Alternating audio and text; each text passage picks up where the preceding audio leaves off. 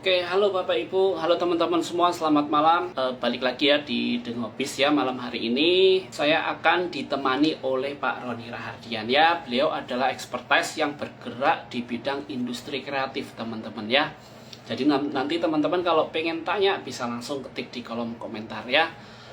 Oke, kita akan menunggu untuk beliau bisa join ya. Sebentar, kita akan menunggu Pak Roni. Nah, buat teman-teman yang penasaran nih, nah bagaimana sih mengelola ya di industri kreatif ini ya. Jadi dari barang-barang atau mungkin yang dari bahan yang mungkin kita anggap kurang bernilai gitu ya teman-teman ya, itu bisa diolah menjadi sebuah peluang usaha ya. Oke, halo selamat malam Pak. Malam. Oke, baik. Oke, sebelumnya thank you Pak. Malam hari ini sudah meluangkan waktu ya Pak untuk bisa join bareng dengan saya untuk di Dengobis Pak Roni. Ya, Oke, baik. Sebelumnya mungkin sebelum kita ngobrol lebih dalam, mungkin boleh Pak Pak Roni untuk perkenalan dulu buat teman-teman. Mungkin ada yang belum tahu gitu ya, mungkin Pak Roni. Silakan Pak Roni. selamat malam. Nama saya Roni Rahardian. Kalau teman-teman manggil saya Onik. Sekarang saya eh, creativepreneur yang punya bisnis studio desain produk dan ada research development material baru. Jadi fokusnya di sustainability yang kemudian sekarang ada 3 usaha yang di apa namanya kami create. Ada ONX Studio, ada Kick Your Butt, dan ada di BMF.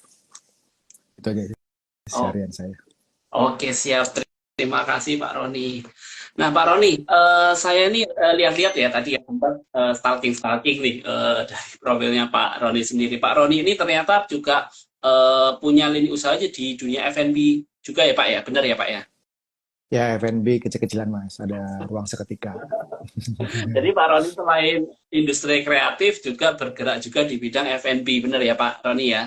Sebenarnya kalau F&B sih nggak serius serius sih, cuman bukan jadi fokus utama karena sekarang seketika pun udah digeser untuk kepengurusannya ataupun sekarang CEO-nya udah namanya Arya. Yang awalnya seketika itu bukan fokus bisnis karena itu ruang tamu sebenarnya, ruang tamu dari studio yang seiring jalan ternyata menjadi komersil ya sampai sekarang dijadikan unit Oh, usaha sendiri. oh, oke, oke, oke, oke. Jadi Pak Roni sekarang benar-benar fokusnya di industri kreatif lah bisa dibilang ya Pak ya? Ya, Nah, mungkin boleh Pak sedikit cerita bagaimana awal mulanya bisa masuk ke dunia industri kreatif ini yang dimana ya jujur Pak ya nggak banyak orang itu bisa gitu Pak. sebenarnya awalnya saya lulusan arsitek Parayangan Bandung yang kemudian di 2011 ya saya mendirikan sebuah studio desain bernama ONX Studio yang beranggotakan hanya saya sendirian. Yang Ah, 2011 saya sendirian, kemudian ya gimana caranya untuk ngebangunnya ya pelan-pelan sama eh, kita mencari peluang dari pitch. Jadi kita tuh ada 2011 tuh lagi industri kreatif lagi bagus-bagusnya, kemudian saya diundang beberapa kali untuk pitching yang saya ikutin, yang alhamdulillah menang. Nah itu menjadi milestone saya sih dari mulai saya sendirian, kemudian nambah 2, 3, sampai sekarang ada 12 orang. Ya awalnya sih oh, kita emang benar-benar dari sendirian sih, gitu. oh, Jadi ya oke, awal itu aja. berarti benar-benar build yang sendiri benar-benar ya single fighter gitu Pak ya. Ya 2011 saya sendirian. Oh, Dibantu sama sampai istri. berapa lama Pak sampai tim pertama gabung Pak? Tim pertama ada istri sih, yang waktu itu di bank, kerja di bank, kemudian keluar untuk ngebantuin saya. Akhirnya bikinlah perusahaan.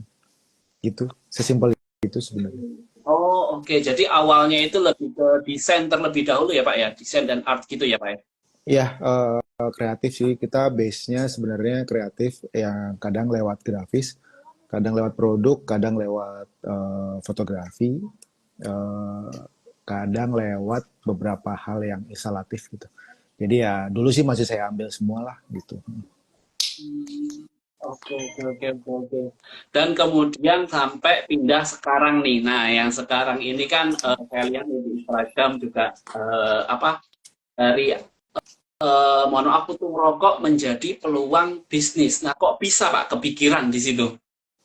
Ya sebenarnya kalau di 2018 ya, Hmm. saya mulai berpikir untuk ketika udah berarti tahun ke-7 studio berdiri, kami pikir kita butuh memperkuat USP-nya, USP dari Oke. studio gitu. Akhirnya kita memilih beberapa hal, tapi akhirnya saya pilih membuat sebuah divisi baru, Research and Development New Materials, terutama recycled material. Ya dulu beberapa material udah kita coba sih, dari abu, kemudian dari plastik, dari ya waste yang lainnya. Tapi yang kami pikir menjadi USP paling tinggi dan peluangnya paling besar ke depan, ya apa namanya post consume dari cigarette butts. Jadi post consume dari aktivitas merokok yang kenapa saya pilih juga selain USP-nya tinggi, itu Mm-mm. emang masalah yang saya hadapi di ruang seketika tadi. Jadi ruang seketika kan outdoor ya, outdoor, kemudian jadinya itu semuanya jadi area merokok yang alhasil banyak sisa aktivitas merokok di sana, yang akhirnya kita menjadikan itu sebagai pilot project untuk menyelesaikan permasalahan littering di sana, yang akhirnya sampai 2019 kita inisiatif projectnya, kita open research 2020 awal, kita beres 2022. Itu alasannya. Jadi Oh, karena emang di ruang seketika emang adanya itu gitu. oke. Dulu sempat pilihannya apa aja Pak selain itu Pak? Ada ada cup kopi, cup plastik, cup kertas, kemudian ada Mm-mm. abu ya kayak abu rokok, abu sisa pembakaran apapun, kita buat jadi hard surface gitu. Ya kan kalau Mm-mm. sekarang kan nama projectnya Kick Your Butt ya, yang puntung rokok. Iya betul Sebel, Kiki. Sebelumnya itu namanya Kiss My Ash. Kiss My Ash tuh kita bikin project berbasis karbon ataupun arang gitu. Mm-mm. Tapi nggak saya teruskan karena ternyata setelah kita present ke beberapa temen gitu dan yang lebih paham ya tentang apa itu karbon, abu itu kalau udah kena tanah, kena air netral gitu. Akhirnya ya udahlah kalau ada masalah ngapain cari masalah kan. Akhirnya kita berpindah medium lainnya adalah cup, cup plastik. Cup plastik di kopi di seketika itu ternyata sedikit penggunaannya. Jadi ya masih bisa dikontrol.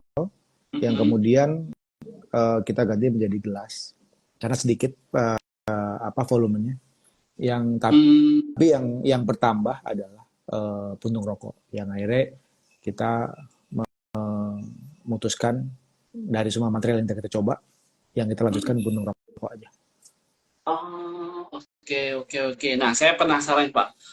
Proses recycle-nya putung rokok itu jadi apa ya, Pak ya? Sebenarnya kalau puntung rokok itu kita rubah jadi biopolimer sih sebenarnya. Jadi puntung rokok itu sebenarnya plastik kan sebenarnya. Puntung rokok itu plastik yang kemudian ya kita reverse proses sih sebenarnya. Jadi barang jadi menjadi post consume product, menjadi barang setengah jadi yang kemudian bisa diolah jadi apapun sih. Jadi emang ya kita merubah, kita kalau di paten tuh bilangnya biopolimer dari sisa apa namanya rokok. Jadi filter rokok ya. Iya. Gitu. Hmm.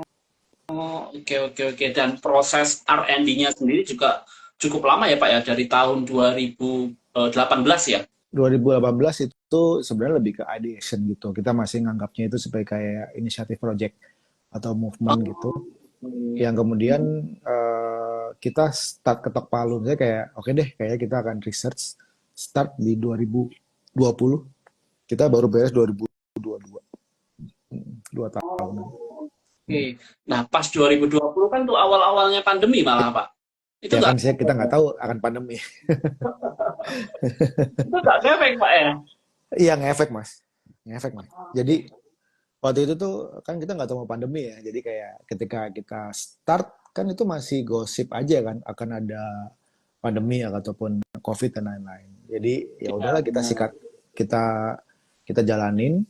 Yang kami pikir ya sekarang atau enggak sama sekali gitu, karena kayaknya udah cukup kelamaan kita nggak ngapa-ngapain sebagai studio desainnya gitu. Pas start kayak 4 bulan habis start kita COVID deh setahu saya gitu. Wih, Tapi itu salah satu hal yang blessing in disguise aja sih. Jadi ternyata ketika untungnya tuh dari studio tuh kita punya reservoir untuk pendanaannya. Jadi kita selalu membuat reservoir pendanaan untuk urgent case lah, kayak misalkan tiba-tiba ada COVID, tiba-tiba ataupun ada PHK, ataupun kita selalu punya namanya cadangan dana. Nah, akhirnya ya kita hidup dari cadangan dana itu di tahun pertama. Akhirnya ada satu, karena semua usaha kayaknya nggak melakukan produksi ya. Mereka ada yang beberapa perusahaan menawarkan untuk mensupport gitu. Jadi ya risetnya berjalan dengan support beberapa teman-teman, beberapa pihak terkait. Ya itu yang oh, menyelamatkan kami. ya, ya, pentingnya juga relasi ya Pak ya. Ya ya itu nomor satu lah dalam bisnis. Ya, dalam bisnis memang kalau relasi itu memang harus ini, apalagi industri kreatif yang bisa dibilang itu bisa kadang naik, kadang turun gitu ya Pak ya. Iya. Jadi ya nama juga berbisnis ya. Kita nggak selalu ya apa namanya dinamis lah gitu. Nggak bisa semuanya dipukul rata. Oh, oke, oke, oke. Nah, titik yang pernah dilalui terberat nih Pak dalam riset di batch ini ya, itu apa Pak? Hmm. Kalau boleh. Ya sebenarnya kan kita semua nggak di referensi akan pengolahan puntung tuh sangat sedikit sebenarnya di Indonesia, Iya, benar. di Indonesia terutama gitu. Ada beberapa yang menggunakan puntung rokok sebagai agregat, kemudian puntung rokok dijadikan beberapa macam, tapi yang dijadikan sebagai produk mentah lagi tuh belum ada. Yang akhirnya referensinya tuh ada di Itali kalau nggak salah, sama di Brazil gitu. Cuma itu pun dijadikan material lain sejenis lah gitu. Yang akhirnya ya udah, kendala terbesar adalah kita harus mencari sendiri formula apa itu yang jadi berreferensi dari beberapa referensi sejenis, tapi bukan puntung rokok gitu. Kayak oh ini bahannya terbuat dari apa gitu. Yang kita juga baru tahu kalau puntung rokok itu plastik, kenapa masuknya biopolimer, karena terbuat dari tumbuhan kan sebenarnya, bukan dari crude oil gitu. Yang akhirnya treatmentnya beda lagi. Yang kemudian kita harus merubah puntung rokok menjadi siap olah gitu. Ternyata tahapannya panjang gitu. Dan mesin-mesin yang di kendala berikutnya adalah mesin nggak ada yang skala kecil. Akhirnya kita harus bikin mesin sendiri. Kemudian setelah jadi kita harus forming tuh nggak ada yang mesin kecil, kita harus bikin mesin sendiri. Akhirnya yang kendala dari demi kendala ternyata itu yang nge-shaping kami menjadi lebih tajam sih sebenarnya. Jadi ya eh, apa namanya solusi over problem itu sebenarnya yang membuat kami lebih tajam sebenarnya. Oh, oke, oke, oke. Dan risetnya pun apakah pernah sampai ke luar negeri ya Pak? Soalnya ya jujur Pak ya, di recycle di bidang apa putung rokok itu di Indonesia sangat jarang, meskipun konsumsinya saya yakin itu cukup apa besar gitu ya untuk Hmm, dunia rokok. Nah, sedangkan untuk recycle-nya kan memang sedikit orang yang mungkin yang mengerjakan gitu ya. Nah, hmm, hmm. karena sedikit itu kan mungkin perbandingan di dunia itu kan kurang apa ya, risetnya kan juga perlu proses. Apakah perlu sampai Pak ke luar negeri? Belum sih karena juga dana ya. Kalau saya sambil luar negeri juga kayak habis tengah jalan. Ya. Yang akhirnya kita bikin beberapa staging research. Dari Oh, 2020 kita bikin staging research dari mulai formulasi, kemudian forming, kemudian market, kemudian collecting. Jadi kayak tiap tahun tuh kita bikin staging research yang kita baru selesai tuh 2024 akhir kemarin. Berarti total oh, 4 tahun lah ya. 2022 selesai paten, kemudian kita riset lagi penerapan produk, kita research lagi scale up manufakturnya, kemudian kita scale up lagi untuk produksi volumenya. Jadi baru selesai 2024 Novemberan lah kemarin kita baru selesai dengan beberapa checkpoint yang kita butuhkan. 2024 selesai. Alhamdulillah. Jadi kayak 2025 kita akan mulai berbisnis. Oh, Kita oke, oke. 4 tahun belum berbisnis. Oh, ini baru mulai bisnisnya akan dijalankan di tahun 2025 ya Pak ya? Ya. Berarti risetnya cukup lama Pak. Kalau boleh saya hitung kan anggap startnya 2020 ya, Ya. mulai ketok ini. Nah, kemudian belum lagi riset segala macam sampai apakah memang sepanjang itu Pak?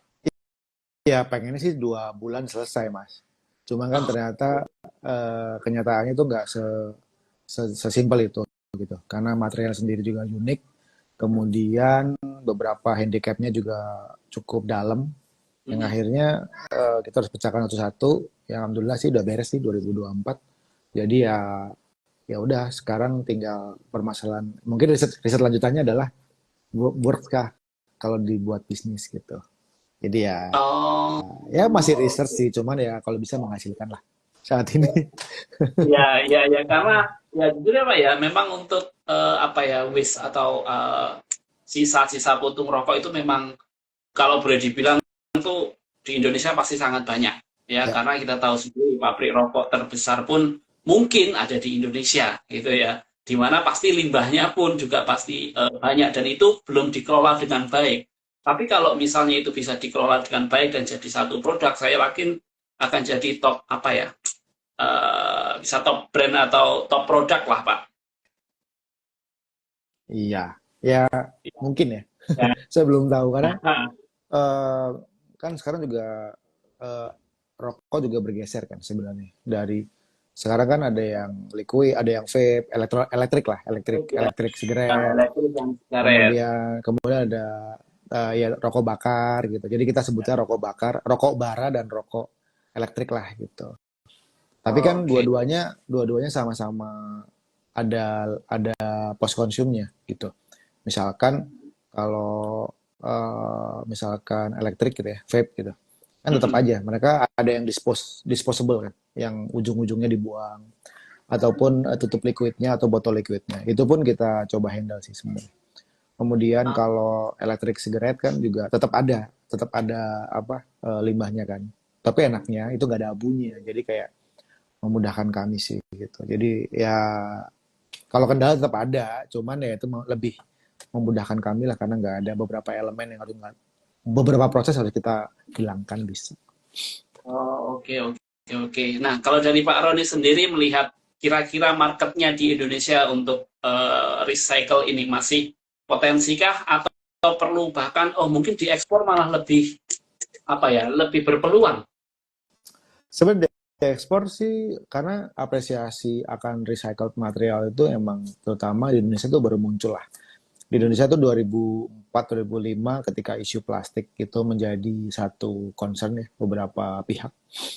Itu mulai tersadarkan akan namanya recycle gitu 2004 lah awal early 2000-an lah. Mhm. Tapi kan baru populer ataupun recycled itu mendapatkan apresiasi dari Indonesia itu kayaknya early 2020-an lah gitu. Jadi kayak orang udah mulai aware gitu akan pentingnya recycle ataupun uh, mereka udah aware akan potensi bisnisnya gitu. Karena gimana caranya berbisnis tapi sekaligus bisa memecahkan masalah kan gitu. Ya itu akan menjadi satu tren ke depannya kayaknya. Ya dulu sih waktu saya riset nggak tahu akan ada bisnis begini ya. Intinya waktu saya riset awal tuh nggak tahu akan ada bisnis begini. Yang saya tahu cuman studio yang saya bikin mempunyai material yang unik gitu aja sih. Tapi ya seiring jalan ternyata ada potensi yang besar di balik hanya sekedar material. Oh, oke, oke, oke. Jadi sebenarnya di Indo pun juga masih ada ini ya, masih ada potensial marketnya juga di situ ya Pak ya. Iya sih, sebenarnya wave-nya ke tahun depan akan lebih baik sih. Karena sustainability menjadi satu standar untuk beberapa industri di dunia. Hmm, Jadi ya Indonesia udah harus benar-benar. ikut global sih. Ya karena kan di Indonesia kan banyak multinasional company ya yang kemudian mereka juga berstandar global, yang kemudian mereka juga menerapkan di Indonesia. Oke, oke, oke, oke, oke. Oke, oke. Tapi ya satu peluang juga sih, Pak. Nah, dari risetnya Pak Roni nih, kira-kira di Indonesia ini untuk yang melakukan bisnis ini tuh sebesar apa sih, Pak? Atau mungkin juga ada kenalan mungkin yang sudah bergerak. Ya sebenarnya kalau recycle secara keseluruhan ya Indonesia itu besar. Hmm, Apa namanya besar, kemudian yang fokus dan sekarang semakin berkembang karena teman-teman saya yang melakukan riset itu semakin banyak dan menghasilkan beberapa produk yang menurut kami itu cukup legit ya. Jadi ya kalau ngomongin Indonesia gimana, Indonesia berkembang pelakunya. Walaupun kalau di ngomongin dengan bisnis yang lain itu sangat kecil, tapi udah ada perkembangan gitu. Dan secara produk itu udah bagus gitu. Dan beberapa kan menang di luar negeri juga. hmm, oke, oke, oke, oke. Oke, nah terus ada lagi Pak, saya sebenarnya penasaran juga. Saya melihat profilnya dari Pak Roni ini ternyata sudah ada kayak semacam komunitasnya gitu ya Pak ya. Kayak saya lihat tuh ada foto, ada ngadain satu event itu rame-rame banget. Nah itu menumbuhkan apa ya satu bisa dibilang komunitas gitu ya Pak ya. Mungkin gimana itu Pak? Kan nggak semua orang tuh mau gitu ya untuk apa berkecimpung di dunia itu. Yang sebenarnya kalau di 2022 selesai kita riset malah kita touch point pertama bukan dari recycle aja malah. Kita pengen Oh, menyadarkan orang akan pentingnya bersustainability living sebenarnya. hmm, Kita nggak ngomongin hmm, material saya ngapain, cuman kita pengen orang aware akan pentingnya sustainability, baik itu dalam kehidupan, baik itu dalam behavior, baik itu dalam material, baik itu dalam beberapa sektor kehidupan ya. Itu kenapa community menjadi touch point kami pertama. Karena saya juga gede dari community kan, gitu. oh, oke. Hmm. Oke, jadi malah pertama kali itu bikinnya community dulu ya, Pak ya? Iya ya community dan saya bareng Kopinako Daur Baur kan dari kita trial setahun itu 2023 itu di Oke. Senayan Park tuh ada Kopinako Daur Baur satu di situ. Kita bikin 2 bulan sekali selama setahun. Hmm, oke, oke, oke, oke, oke. Jadi memang kalau apa ya di dunia yang seperti ini memang harus community. Tapi yang jadi penasaran adalah apakah ini menurut Pak Roni ya, apakah dengan membentuk sebuah komunitas itu juga berlaku untuk industri kreatif lainnya, Pak? Berarti kita harus bangun community dulu untuk meningkatkan mungkin respon masyarakat, pengetahuan dan lain sebagainya, Pak. Itu tergantung studionya sih ataupun tergantung bisnis yang lainnya. Ah, Di kreatif. Eh ya kalau mereka nggak perlu ya nggak apa-apa. Jadi kayaknya sih masing-masing studio punya caranya untuk meningkatkan awareness ataupun meningkatkan apa servisnya gitu. Bisa lewat community atau enggak itu pilihan sebenarnya. Ya mungkin masing-masing ada yang langsung lewat jalur lain gitu yang hmm. bukan community gitu emang jalurnya B2B langsung gitu juga bisa gitu karena banyak jalurnya lah karena saya berasal dari community akhirnya ya udahlah di mana saya berasal dari saya mulai dulu aja dari situ. Oh, oke, oke. Berarti kalau dari community pun dulu Pak Roni juga pernah ikut apa ya beberapa community juga dong, Pak ya? Ya teman main lah saya bilangnya bukan community Oh, community banget. Kita main di tempat tongkrongan yang bareng lah gitu dan kita sering ngobrol. akhirnya memiliki apa pemikiran yang sama gitu ya, Pak. Ya? Akhirnya dimulailah dari situ ya. Ya sesimpel itu sebenarnya. Oh, oke, oke, oke, oke. Kalau yang art desainnya juga masih tetap ini ya, Pak ya, tetap selaras ya berjalan atau masih fokus di recycle ini? Sebenarnya akhirnya studio kami di 2024 ini per Januari kemarin kita fokusnya ke sustainability. Jadi akhirnya kita punya 3 perusahaan, yang satu fokus di desain, Mm-mm. yang satu fokus di riset and design material, yang satu lagi Oke. emang di manufaktur gitu. Yang akhirnya kita membuat ekosistem dari mulai desain sampai manufaktur gitu. Yang Oh, yang yang kemudian tapi satu hal yang sama adalah fokusnya di sustainability material Oh, ataupun eh, apa ya, recycled material ada, sustainability material aja, sampai research pun kita akhirnya membuat sebuah perusahaan research mandiri.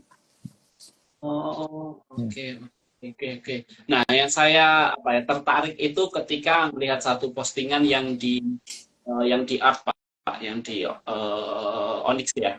Nah, itu kayak membuat suatu karya memang dari bahan-bahan bekas dan saya wah sepertinya menarik nih.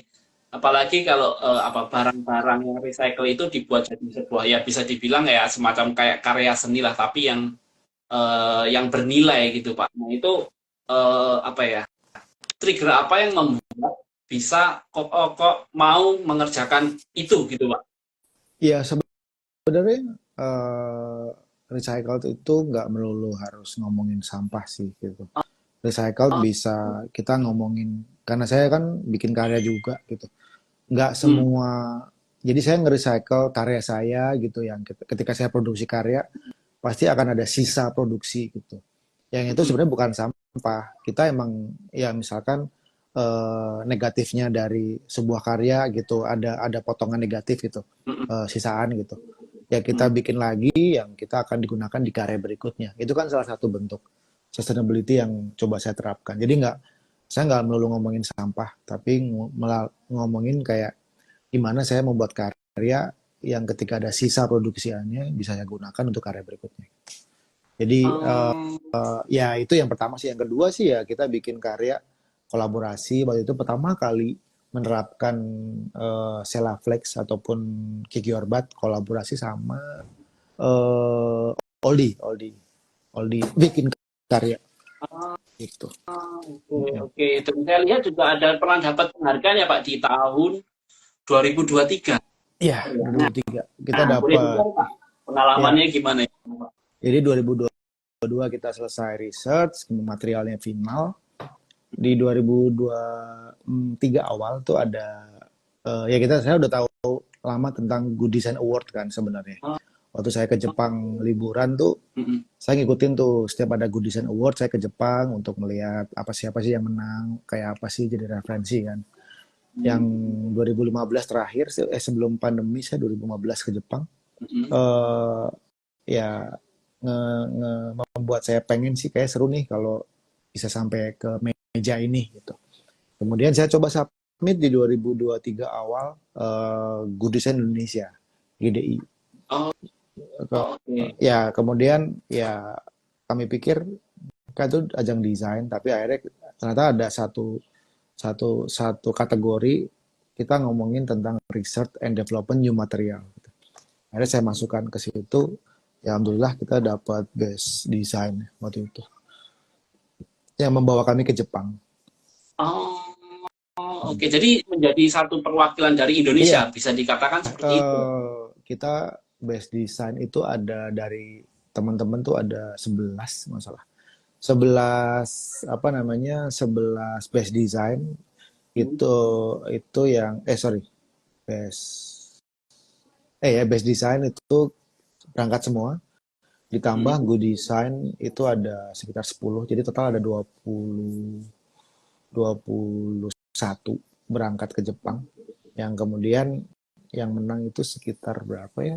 12 atau 17 desain dari Indonesia yang menang. Salah satunya dari Kiki Orbat itu masuk base material juga di Jepang. Oh, oke. Berarti kalau udah ke Jepang udah setingkatnya dunia dong, Pak, bisa dibilang ya. Ya mungkin ya karena yang ikutan tuh dari beberapa negara sih Ya, memang. pastinya. Walaupun itu acara Ya. dari Jepang. Iya. Oh, oke. Berarti ya bisa dibilang ya satu penghargaan juga di tingkat dunia karena pesertanya juga dari beberapa negara dong. Ya, ya, Eh, ya. Hebat, Pak.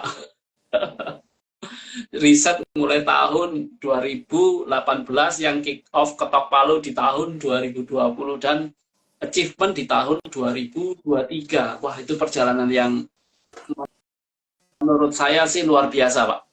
Menurut saya luar biasa itu, Pak. Ya Karena juga nekat nekat aja mencapai Mas. taraf dunia itu nggak sembarang orang. Nekat aja Mas. Jadi waktu itu cuma termotivasi karena pernah ikut akhirnya termotivasi, wah keren nih kalau bisa sampai masuk sini dan akhirnya terwujud gitu ya Pak ya. Nah, yang jadi penasaran adalah tim Bapak waktu penghargaan itu didapatkan itu berapa orang Pak? Kita tuh Yorbat foundernya ada 5 tadinya, kemudian menjadi 3. Mm. Yang ketika menang itu kita masih bertiga, kemudian di tengah jalan kita jadi berlima. Jadi 3 founder, 2 co-founder. Yang kalau ngomongin timnya sih kita punya tim di lab itu ada sekitar 7 Hmm. tim. Ada tim material, ada tim processing, ada chemical, ada forming sih. Jadi kayak masing-masing punya role-nya. Gitu. Oh, oke oke oke oke. Jadi ya memang satu tim itu juga itu tim juga yang dari awal Pak, dari tahun 2020 ya berarti ya. Ya, 2020 kita baru berlima, cuman 2-nya mundur. Akhirnya kita bertiga Mm-mm. nge-hire tim lah gitu, kayak tim produksi gitu. Jadi Mm-mm. kita punya tim produksi ada awal 1, 2, dan sekarang ada 1, 2, 3, 4, 5 tim produksi dan 3 founder dan 2 co-founder. Oke oke oke oke. Dan saat itu Pak 2020 berarti bisa dibilang kalau hire berarti sudah memiliki omset dong ya. Tentu belum. Kok berani Pak langsung hire Pak? Ya, sebenarnya kan Kok kita nekat sekali ya? dengan beberapa, jadi kita tuh ada beberapa grant ya. Grant tuh kayak misalnya ada beberapa open research gitu, kita apply gitu, dapat dapat dana untuk grant penerusan research gitu. Udah gitu aja terus. Oh, Jadi kayak kemudian oh. kita newsworthy Mm-mm. grant gitu. Jadi kayak ada beberapa perusahaan yang membutuhkan berita yang cukup unik. Akhirnya kami mendapatkan satu kesempatan untuk dapat grant dari pemberitaan gitu. Jadi kayak ya kita hidup benar-benar dari grant to grant, kemudian baru 2023 lah kita belum berbisnis secara full, tapi banyak perusahaan yang beberapa perusahaan tuh mencoba untuk ikut dari forming trial lah gitu. Mau dong kita bikinin ini gitu. Tapi saya bilang, tapi ini belum perfect. Jadi kalau hasilnya jelek juga kita nggak bisa nanggung gitu. Nggak apa-apa, itu yang lebih penting, proses lebih penting. Akhirnya ya jalan lagi. Oh, oke oke.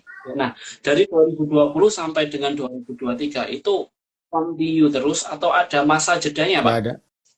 Kita continue terus staging karena kita punya staging plan sampai Mm. 2026 gitu. Oh, oke oke. Jadi sudah plan sampai 2026 nanti produk itu publish gitu ya, Pak ya? Ya 2025 publish sih sebenarnya. Cuman kita punya plan 2026 dari skala produksiannya. Oh, oke. Berarti produksi segala macam sekarang udah di plan nih kondisinya ya, Ya, berarti ya. ya. Oh, oke oke. Wah, benar-benar strategi yang harusnya saya rasa cukup matang karena dari 2020 sampai 2024 ini bahkan masih masih riset masih tetap berjalan kan, Pak ya? Eh, ya kan sekarang karena kami menjadi perusahaan research, jadi ya sekarang ada beberapa material yang sedang kami research request dari beberapa produk sih. Jadi kayak mereka tuh tahu produk saya ini sisa pakainya bisa jadi apa ya gitu. Jadi akhirnya kami research. Akhirnya sekarang ya kami meresearch beberapa post consume dari ini sih dari beberapa perusahaan. Oh, oke. Jadi risetnya itu nggak hanya produk sendiri berarti ya? Ya sekarang udah nggak, ya udah ada beberapa request dari perusahaan.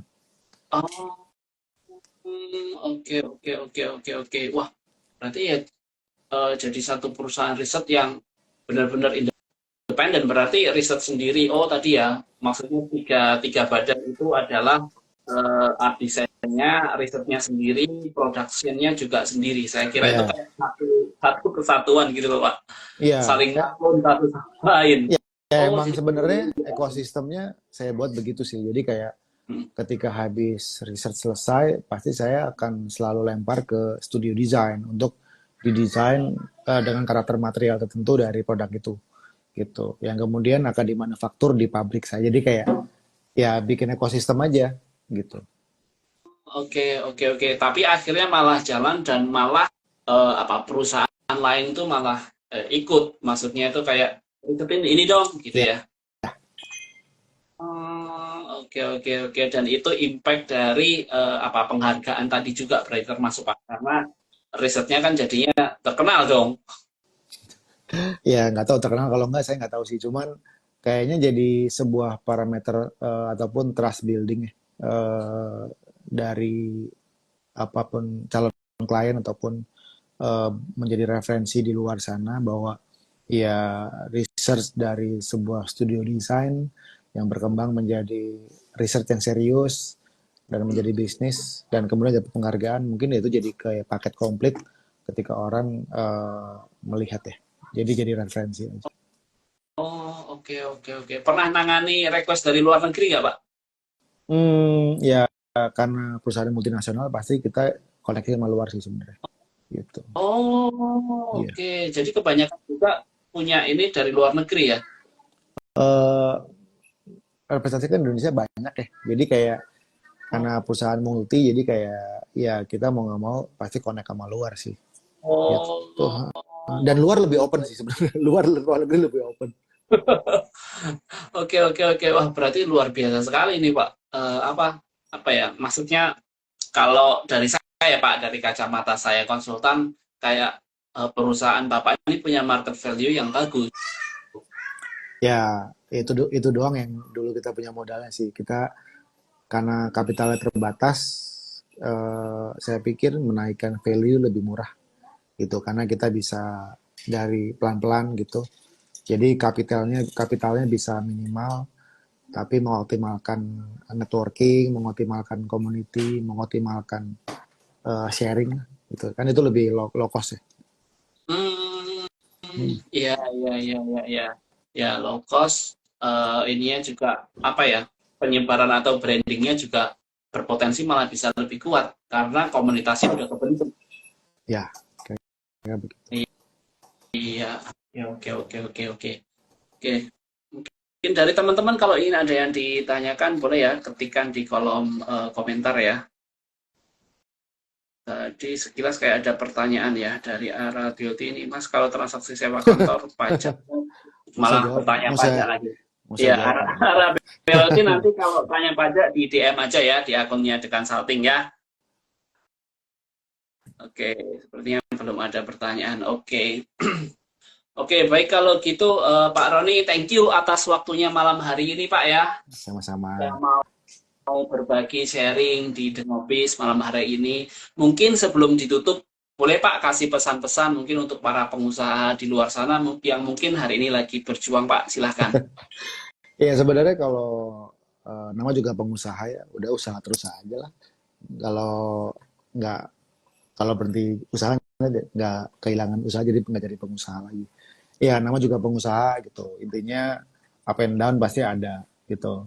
Nah mungkin satu hal lagi yang perlu diperhatiin ketika nanti bisnis sudah jalan dan bisnisnya terlalu lancar itu juga harus diperhatikan karena nggak semuanya hal yang konstan itu baik gitu tapi juga nggak ada ruginya juga gitu cuman ya saya belajar dari teman-teman juga kalau satu perusahaan terlalu konstan kayaknya itu ya deket sunset aja gitu Hmm. jadi ya be aware dengan dinamika perusahaannya itu aja.